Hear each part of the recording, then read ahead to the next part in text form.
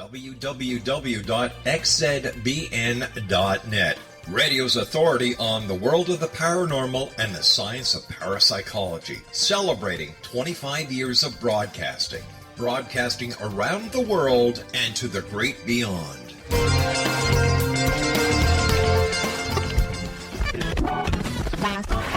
All Hit Radio.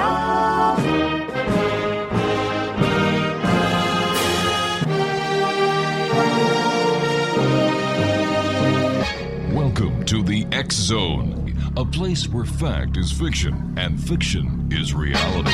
Now, here's your host, Rob McConnell.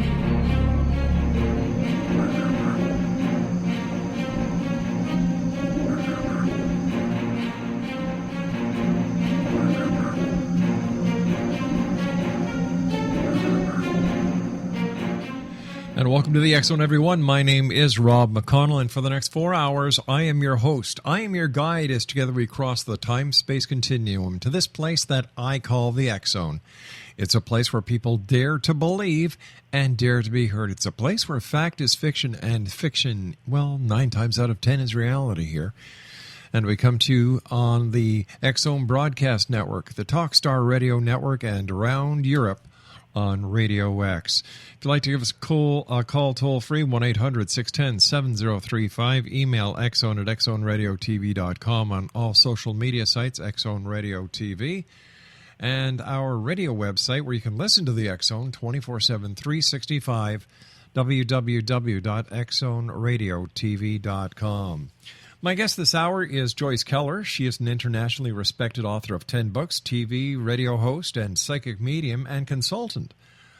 Honored in both issues of Simon & Schuster's Top 100 Psychics in America and many issues of Who's Who. Her next book, which will be out in the spring of this year, 2016, is Why Am I Here?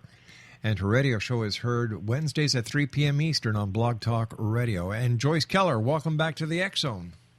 Rob, you and I go way back.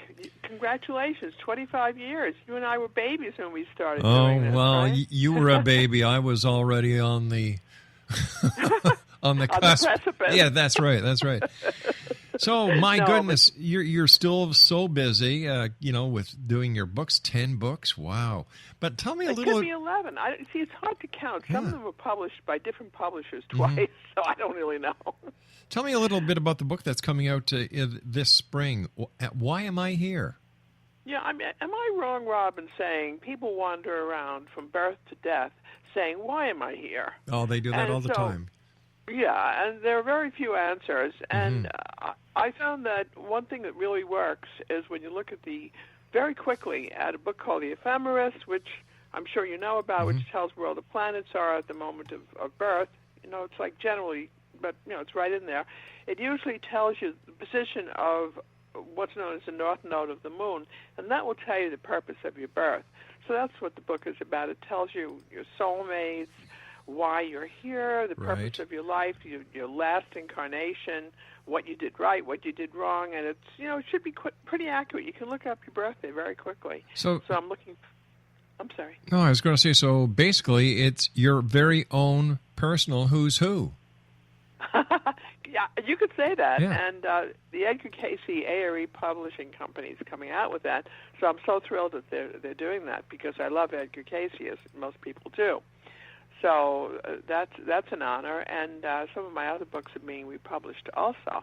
So that's all very, very exciting. God is good, right? You have good things happening. I have good things also. So tonight, big change, big shift in energy. I don't know when this show is going to be heard, but there's a beautiful full moon in Virgo out tonight. I was hoping that people would look out their window and see it because it's very energizing, and it's going to be bringing stability to areas of the planet that have been very unstable. This is very important, so it's a good day today. Well, there has been a lot of uncertainty and instability around the world, with the military crisis in the Middle East. You've got ISIS, and then you've got North Korea flexing its muscle again. You've got Russia flexing its muscle. It seems that North America is caught in the sandwich of instability. All that flexing. Yeah. It should be attractive, but it's not. So, it's normally something we would look forward to. Yeah. But I'm just wondering. I had always thought that Hillary had the destiny of being president, and I still feel that she does. It's really her destiny, and whether we like it or not. And with Trump, I don't know if you wanted to get into politics that quickly, but it came up because of something you said. And I'm just wondering, I think Trump would be good for the country, but he is also very, we were talking about instability before, and he seems very unstable. He seems like Gemini at its worst. He seems, and I'm a Gemini, so I can say that. All right, let's talk more about Trump, Hillary Clinton, Bernie Sanders, Ted Cruz, Senator Rubio, and whoever else is sticking in. On the other side of this commercial break, Exo Nation, Joyce Keller is our special guest, www.joycekeller.com. This is the Exo, and we're coming to you from our broadcast center in Hamilton, Ontario, Canada. Joyce Keller and I return on the other side of this break. Don't go away.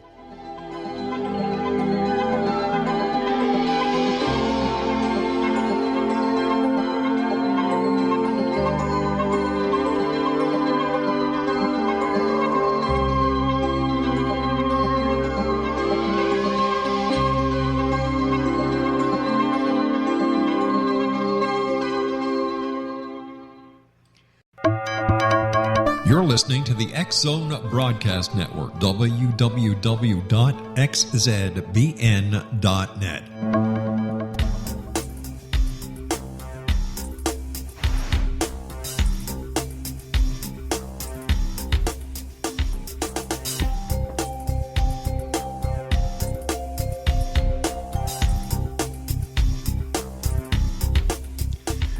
Exo Nation, Joyce Keller is my special guest at this hour. www.joycekeller.com is her website. And before we went to the break, Joyce, we had just started talking about the political scene.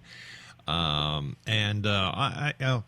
at it from the above the 49th parallel, I love Trump. I think that he is exactly what the world needs today. Somebody who says what's on their mind and says what the people are thinking, who don't need to be politically correct.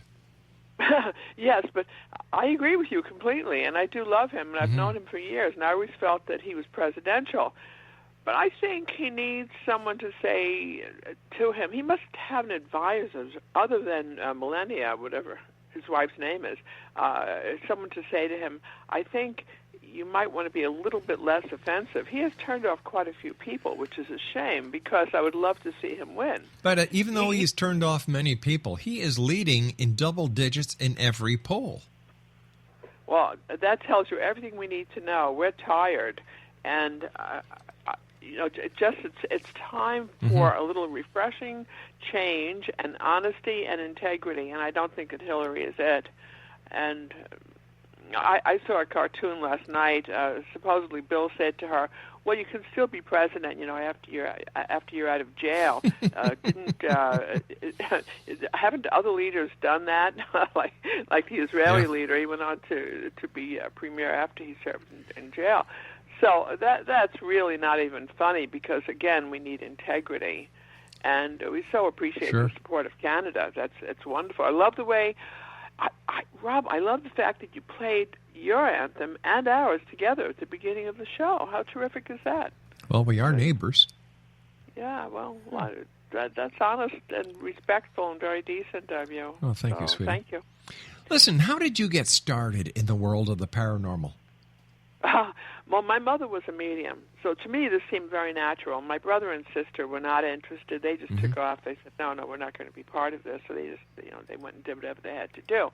But I thought my mother was the greatest thing ever. And she taught me numerology and graphology and all the ologies, astrology. To me, it seemed very natural. So even as a young child, I would sit on her bed, and in the morning we would analyze her dreams and my dreams and how significant they are to our spiritual development. And they're not just crazy cartoons we see in the night. So she was extremely instrumental, and her mediumship was very instrumental in helping mine to develop. And if I can just share one thing with you. Please. About my first day in kindergarten, which was really a disaster, and I learned about that. The first day of kindergarten, of course, is the usual confusion of children they're all 5-year-olds, and they're trying to figure out what all this is about. And there's one teacher who's trying to survive this whole situation. And in the middle of all of this, I had a very clear vision that she needed to go home. Her mother was ill and needed her. This is the first day of kindergarten. So I gently called her over, and I remembered so clearly, Rob, and I said, Miss Harris, you really have to go home. Your mommy needs you. Your mommy is ill.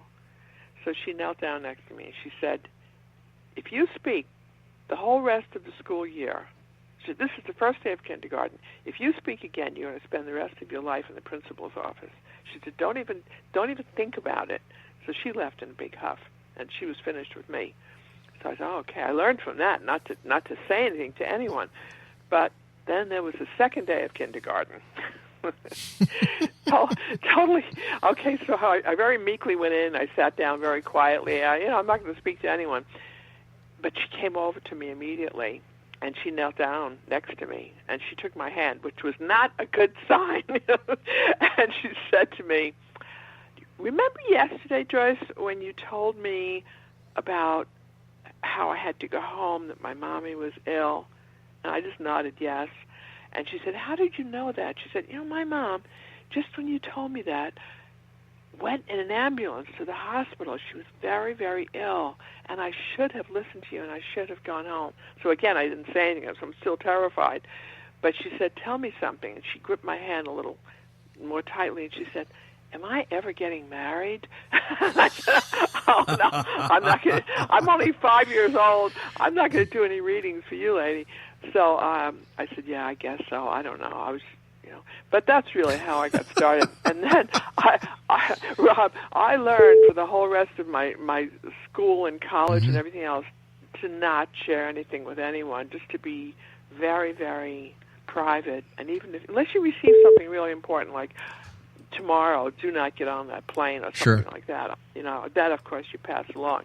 But for the most part, I really did keep it very, very quiet. And if I may share another little quick story with you about a cemetery. Please, yeah, sure. Okay. I was about, 3 years old, and I'm in the back seat of my parents' car. In those days, we had no seatbelts, so I'm standing up in the back. And my parents are driving through the cemetery. They always went to cemeteries in Brooklyn because that's what people did. They put flowers on graves of relatives. So we're driving slowly through the cemetery, and my parents are speaking, and I'm standing up in the back of the car. And my mom sees a mausoleum. She says to my dad, we should buy, they had money at the time, we should buy one of those little houses, one of those little mausoleums. And my father said, maybe, I don't know. So he slows down, they're looking at a mausoleum, and I'm thinking to myself, God help me, I do not want to live here. I have no place for my bike, no place for my dog, no place for my cat. This is awful. What are these lunatics thinking? So I was starting to cry so much. And my mother turned around. She said, what's wrong? And I said, I don't want to live in Greenwood Cemetery. I don't want to live in any cemetery. She said, what are you talking about? She said, she said, come up here. Come up and sit on my lap, and I'll explain all of this to you. So then, I actually started to understand more about what cemeteries were for, and, just, are they scary? What are they really? Yeah. And most of us don't even know what cemeteries are and the energy that is contained therein. But I find cemeteries to be fascinating, but I don't like the energy, and I don't like. I'll share something else with you, if I may. Sure. And this is just a private feeling that I have. When a person crosses over, and their body is buried in a cemetery. My husband was cremated, and I don't know if that's brilliant, but it's what he requested. So, but if a person is buried in a cemetery, it's a maudlin place for all concerned, especially for the people who cross over. They do not want to be with that body that's decaying, and it's nothing at all like what they knew in their lifetime. So when you visit them and you put flowers on their grave, it's a nice memorial. But a lot of people go every day, and they pull that energy, they pull that spirit back to the grave. And the energy is one of where they want to go more into the light, not be pulled into a dark place like a cemetery. So I usually, if people ask me, I tell them it would be better if you honor them in your heart and just in a beautiful way. Perhaps have a little, go to church, light a candle for them, go to your synagogue, do whatever you can do. But that's just my feeling, Rob. I mean, do you have any feelings about that? Well, as a young boy, a good friend of mine, his dad was the senior caretaker at the Mount Royal Cemetery in Montreal, and I used to go to his house and play, and we'd scoot off into the cemetery and watch what was going on. And cemeteries never bothered me. I've always looked at death as the next stage in this existence that we partake in. Death is, in my books, the cocoon stage. And after we exit the cocoon stage, when we have passed to the other side, we have a whole new existence ahead of us. Yes, absolutely. And it's really glorious in almost all cases, unless you just choose not to have that experience. And I've had a number of near-death experiences, so I'm really speaking firsthand about this.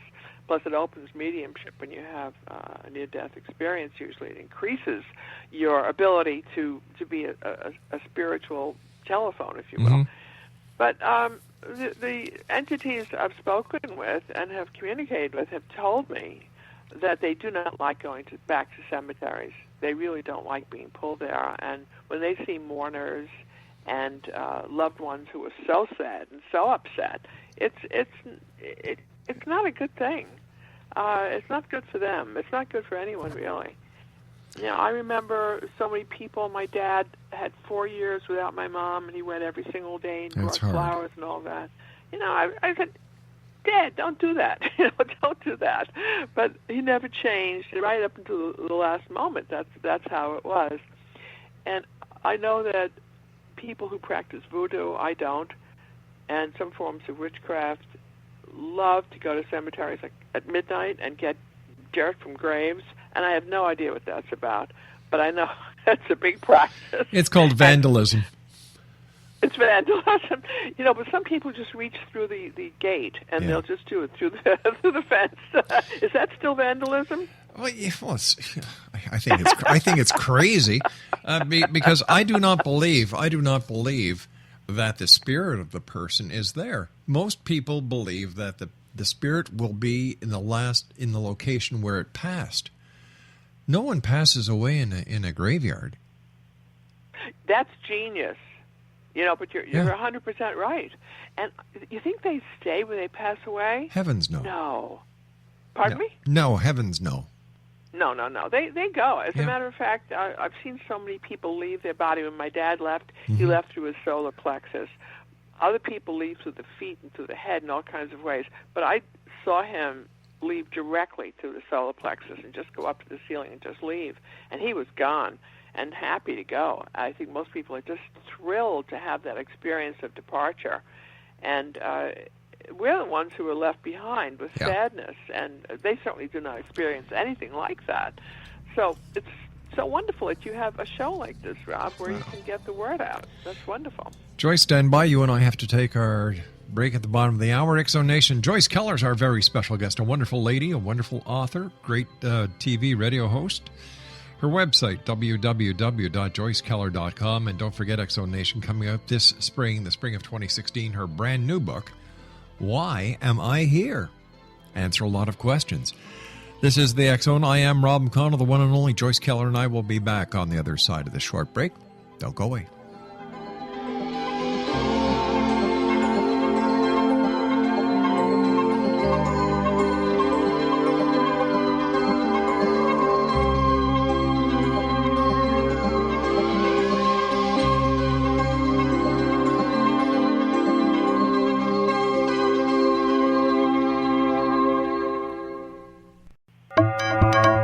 You're listening to the X-Zone Broadcast Network, www.xzbn.net.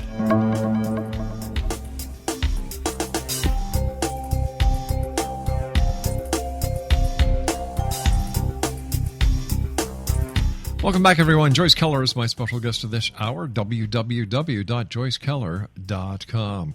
You know, Joyce, you and I were talking briefly during the break about angels, my favorite topic. I had a lady, and I think the word lady here is too generous, last week.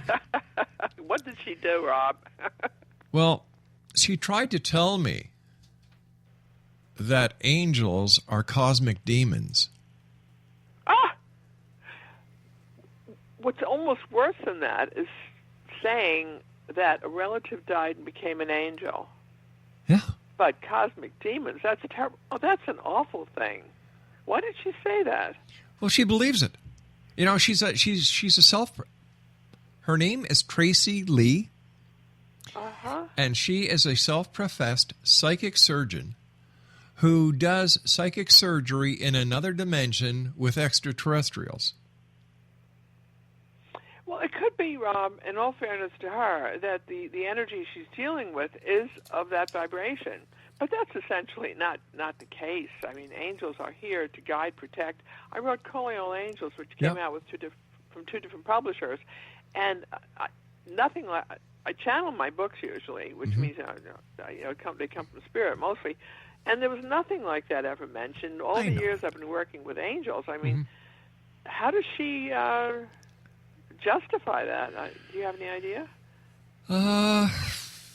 To justify anything, you have to have an ounce of reasoning. So that strikes her out. There over the past 25 years, there are maybe 20 or 30 guests that I have lost respect for once they start talking stupidity, and she was one of them. Because, Boy. Yeah, you know, like you're telling me that the reptilians are taking over bodies and that there are 4 or 5 different brands of extraterrestrials here. There's a major government conspiracy, this, that, and the other thing. You're doing psychic surgery with extraterrestrials in a different dimension, and that cosmic demons, archangels are cosmic demons, and you can't do what you're doing in the United States because you believe you're going to be institutionalized. That's why you're doing everything you're doing in Japan, where you believe you're a celebrity. Oh, my goodness. Yeah.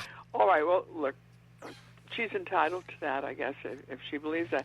But they're just the most incredible beings, and they're so self-effacing. Yeah. You know how they don't expect any... Nope. You don't even know that they're working for us. I mean, they'll do wonderful things, and you don't have the slightest idea. And you'll say to yourself, I just had a really brilliant idea. I just had a genius idea. Yep. It's not even your idea. It's their idea. So, you know, it's like they will inspire and protect and guide, and the only time you might see them is in time of great crisis. Have you ever seen an angel, do you think? I've seen 2. Where were they? I saw one.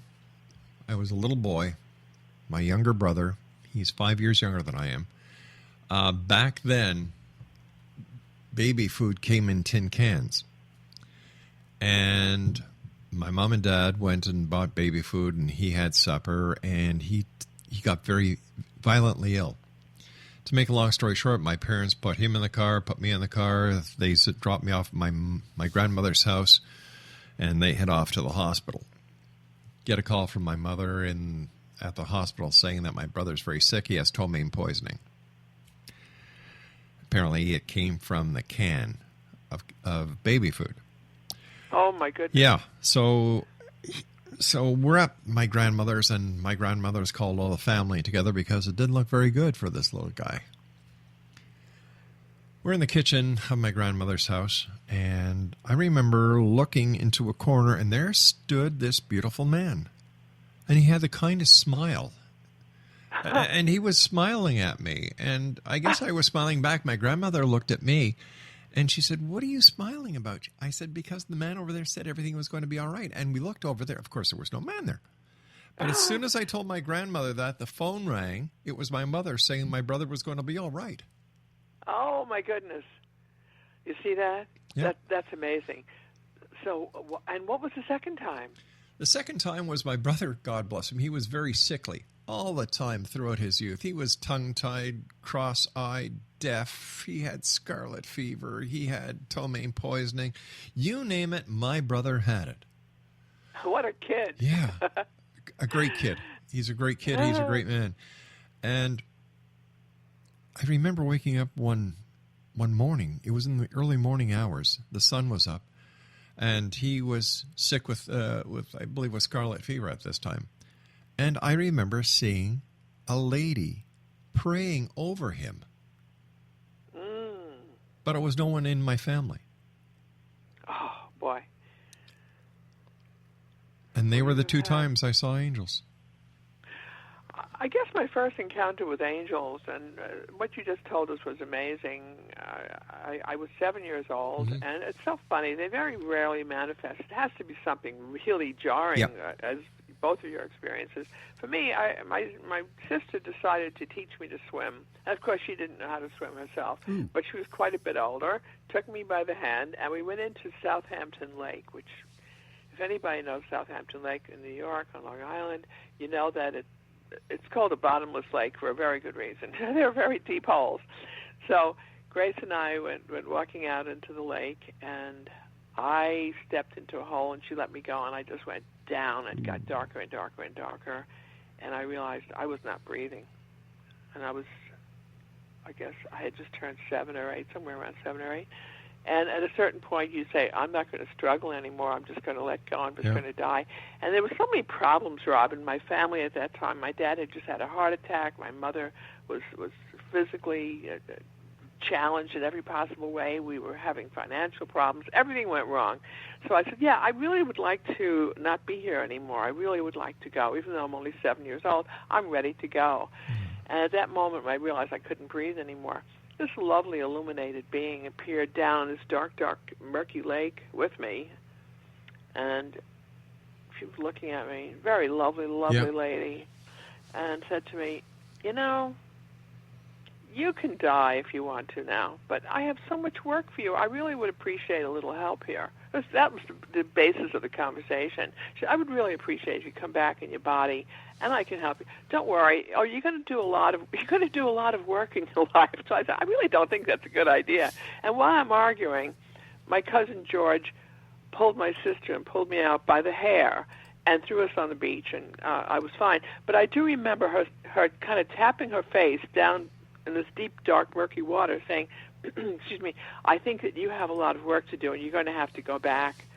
But I thought I was gone, and then the next minute, I was coughing up water. Yeah. So they really do watch over us, and they know about our destiny, and you have free will. Yes, you do. But, maybe only about, for most of us, maybe only about 20%, something like that, 20 to 15%, I'm not sure, in keeping with our karma, or our destiny, whatever you believe. So for those of us who have near-death experiences, we do see angels. You saw them when you needed them. Yep. And, a lot of times they come as homeless people, which doesn't help us at all, because if you're in New York City like I am, you don't know who to give money to. Say, is this an angel, or is this really a derelict? What are we doing now? How much money can I have? You know what? My dad taught us at a very young age, you never say no to someone who says they're hungry, because you never know who that person is. Exactly. So whenever Laura and I go downtown, either here in Hamilton or in Toronto, I always get at least $20 to $30 in toonies, or our $2 coin. Oh, really? And if somebody comes up to us and says, "Excuse me, can you spare any change for food?" we'll always give them 2 toonies. Oh, that's so sweet. And that's such good karma, too. A lot of people ask how they can get out of the financial bind that they're in. And I say, well, I feel the best way is to start giving. Well, see, they'll say that they really don't even have enough to eat themselves, or they're just barely getting by. And I'll say, look, take whatever you have, divide it in a third or a quarter, and give it away. Give it to somebody. Grease that wheel of prosperity. Well, that's what tithing's all about in the church. Sure. Yeah. But 10% is a lot, though, for most people, especially now, isn't it? Well, I don't know anybody who anymore is bound by the amount of tithing. I know that in our church, the Anglican Church, it's you give what you can. Sure, exactly. You know? And I'm a part of that belief system also. The fact is, you're going to be helping someone. Yeah. Now, suppose as you give them money, now this is a little far afield, but you see them going and getting liquor. I mean, how do you keep them from doing what you don't want them to do? Can you interfere with their karma? Should you say anything? Should you buy them a sandwich? Should you feed them? What would you suggest? I'll let God handle that. Uh-huh. You know, if somebody comes up to me and they say they're hungry, for somebody to say to another person, a stranger, that they're hungry, that takes a lot. That takes a lot. So if they want to go and get scotch, that's really, it's out of your hands at that point. You've done the best you can do. Mm-hmm. No, I have to ask, I'm sorry, go ahead. You sound like you were going to ask something. No. I was very impressed. I was telling you before we went on the air that I was learning a little bit. Now, you and I go back a long time. Yes, we do. We were on each other's shows like maybe 15, 20, 25 years ago. I'm not even sure how long ago it was. But we both have radio pioneering history behind us. I wanted to ask you about your experiences as a police officer. What capacity were you actually in? Well, let's see. I did everything from uniform to investigations, criminal investigations, to wants and warrants. Did this help you in your metaphysical work? Big time. Okay, how did it... I'm fascinated because I love working with the police, even though I find it a little bit terrifying, and I really don't want to look for bodies, and I try to avoid that. Yeah. But how do you think it was connected in your case? It teaches you how to read people, how to separate the wheat from the chaff. Oh, that's good. Yeah. You know, I'm sorry, this is why I got so upset at this guest the other day. And when you tell me that angels are from a demonic realm, or the demons of the cosmos, I know that you're doing what you're doing for one reason, and that's for self-notoriety, self aggrandizement. Exactly. You know, you're just using the the people who need to fulfill your pockets. And to me, that is so wrong. So wrong. It really is. Okay, so then do you feel that people have the understanding to understand what you're saying? Are they, for the most part, the people that you worked with as a police officer, did they understand the cosmic teachings behind the work that you do? I didn't understand it back then. Uh-huh. You see, I only was able to put one and one together when I left. And there were three things I wanted to do when I was a kid. I wanted to be a cop. Because my family is all law enforcement on my dad's side. I wanted to be in a rock and roll band. I don't know any kid who didn't want to be in a rock and roll band. And then my mom, she was she worked at CKGM in Montreal at the radio station, and then she was an actress who did plenty of the TV shows that were done at CFCF TV. So I would go with Mom to CFCF and watch the technical aspect. I wasn't interested in what she was doing. I just wanted to watch the technical stuff. Sure. You know, so I was a cop, I was in a rock and roll band, and here I am now in broadcasting for 25 years. And it was a progression. And I believe that this was the path that I had chosen. Unknowingly, you know, music, learning everything about people. I've seen the best of people. I've seen the worst of people. People can do horrific things to other people, and I saw that in law enforcement and police work. And here I am now doing my best to get the messages out there that no matter what it is, to me, belief is the strongest power in the universe. Mm-hmm. And if you believe in something strong enough, you can do it. There, you know, and to me, failure is a lesson towards success. Oh, it's beautiful. So the challenges really are empowering. That's right. They're lessons. Mm-hmm. And as long as people have the ability to understand that just because they fail doesn't mean it's over. But reevaluate, step back, and look at what you've done. Try it again. Succeed. Again. That's it. You know, so law enforcement taught me a great deal about people. I would think so. You know, the music I did, well, I always loved music. I still do. And then what I'm doing here in broadcasting is giving the opportunity to people who have important messages that they need to get out to the masses. Because like I was talking to somebody earlier today, and I said, well, you've got an important story to tell. This is why I want you on the show, so that you can tell your story, because I'm sure there's people out there who are going through the same thing you are. And by you sharing your story, they won't feel so isolated. They will know that, wait a minute, I'm not alone. This is happening to somebody else.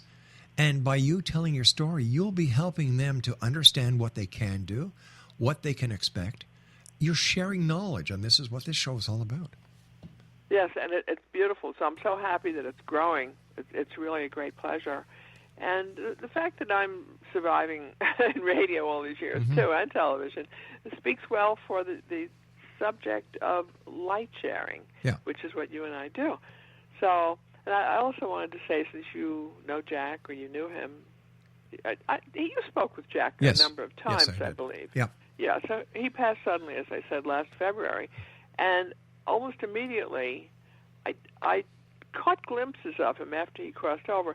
But mostly, the moment I fall asleep, he's right there. Oh. And he is more real. I mean, I cannot believe how real he is. And he looks fabulous, by the way. He looks like he's about 35. He's probably too young for me now.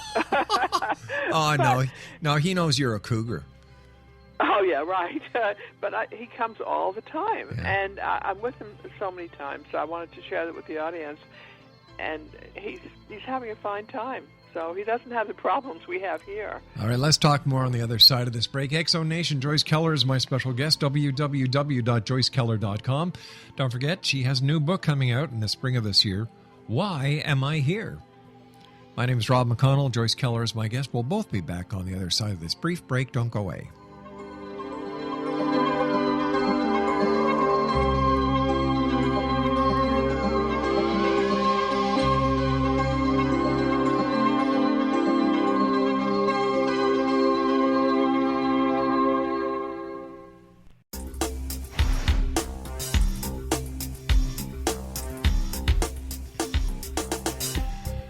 Welcome back, everyone. Joyce Keller is my guest this hour. Don't forget, spring of 2016, her new book is out, Why Am I Here? And you can also listen to Joyce's radio show that's heard Wednesdays at 3 p.m. Eastern on blogtalkradio.com/Joyce-Keller. And one more time, her website is joycekeller.com. Joyce, we've got about 4 minutes left. First of all, thank you so much for coming on the show. It's always a great pleasure talking to you. But if you can let our listeners know about the message that you'd like to share with them about Jack. Oh, thank you. Yes, we were together. I actually fell in love with him when I was 5 years old, and I told my mom at that time. He was my cousin's friend, my cousin Donald, and he were best buddies. They still are to this day. I mean, they're very close. And he, as soon as I saw him, I realized that I was going to marry him, and he was the only man I was ever with. Oh. So we were married for many years, and when he crossed over last year, he started coming to me immediately. And it was so laughable. A couple of days ago, and he has the same message all the time. He says, it's more real here than it is where you are, and it's much better here. And he says, I can't wait for you to join me and that kind of thing. He's really waiting, and I don't know what to say. I said, well, all right, my darling, soon. But what I wanted to tell you and tell the audience is how real all of these folks are. My mom and all these people who have crossed over. I actually, Rob, have awakened out of a deep sleep and looked at my bed, and I cannot believe that he's not there. That's how real he is. And I say, well, he told me he's real. He told me and look, the bed is empty. So it's like that kind of thing. I'm living in two worlds, and it's amazing. It's so real, and it's beautiful. It was like the Robin Williams movie. I don't remember the name, but where he visits his wife who had crossed over. She had committed suicide.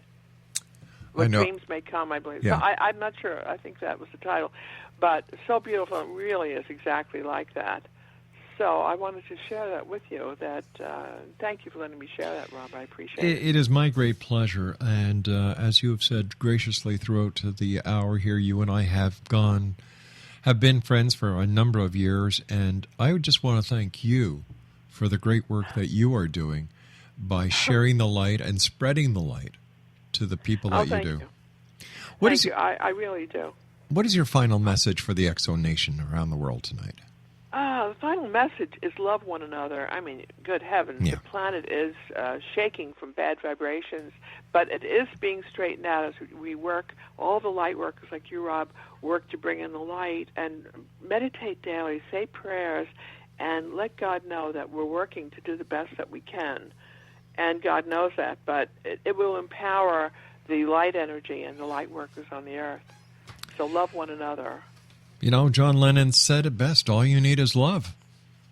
Really, and Yeah. I also remember that was the last thing Jesus said also. He said, love one another. Yeah. That was his final message. So thank you for letting me get that out also. It's my great pleasure. And once again, Exo Nation, my guest this hour, Joyce Keller. Wednesdays, 3 p.m. Eastern on blogtalkradio.com/Joyce-Keller. And she has her new book coming out the spring of 2016, Why Am I Here? And her website is www.joycekeller.com. That's www.joycekeller.com. Joyce, take care of yourself. We love you. Thank you, Rob. I love you back. Take care. Take care, my Thank dear you. friend. Bye-bye now. Thank you. Bye. Bye-bye. Exo Nation, Joyce Keller has been my guest, and we'll be back on the other side of this news break as we continue here in the X-Zone from our broadcast center in Hamilton, Ontario, Canada. Worldwide toll-free, 800-610-7035. Email xzone@xzoneradiotv.com. On all social media sites, X-Zone Radio TV, and our main website where you can listen to the X-Zone 24/7, 365, www.xzoneradiotv.com, and our new podcast site, xzonepodcast.com. I'll be back on the other side of this break. Don't go away.